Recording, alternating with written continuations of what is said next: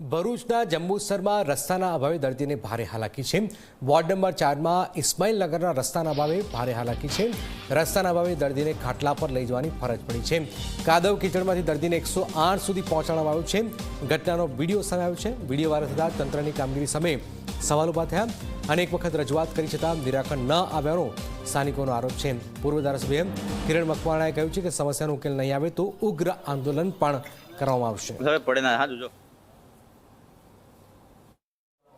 જંબુસર નગરપાલિકાની અંદર ward number 4માં ઇસ્માઇલનગરની એક બુઝુર્ગ એક વડીલા વ્યક્તિ જેને 108 લેવા માટે આવી હતી, પરંતુ આજે વિકાસના જે બણગા ફૂંકવાવાળી આ સરકાર જંબુસર નગરપાલિકાને વોર્ડ નંબર 4ની અંદર રસ્તો ન હોવાના કારણે 108ની ગાડી બીજી સોસાયટીમાં ઊભી રાખી 108નો સ્ટાફ તથા એ સોસાયટીના લોકો પલંગની અંદર સુવડાવીને એ દર્દીને ત્યાં સુધી લઈ ગયા। ખરેખર આ દુઃખદ ઘટના છે।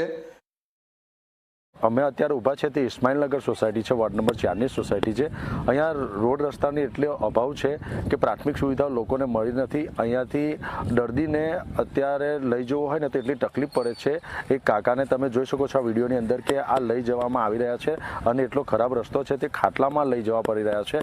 108 પણ અહીંયા આગળ આવી શકે એમ નથી અને ઘણી બધી પ્રાથમિક સુવિધાઓ જે છે તેનાથી આ લોકો અહીંયાથી વંચિત છે, જેથી કરીને હવે અહીંના લોકો એવી માંગ કરી રહ્યા છે કે વહેલી તકે અહીંયા આ કામ થવું જોઈએ અને વિકાસનો જે એક કોળિયો જે છે એ આ વિસ્તારના લોકો પણ ચાખે એવી લોકો માંગ કરી રહ્યા છે।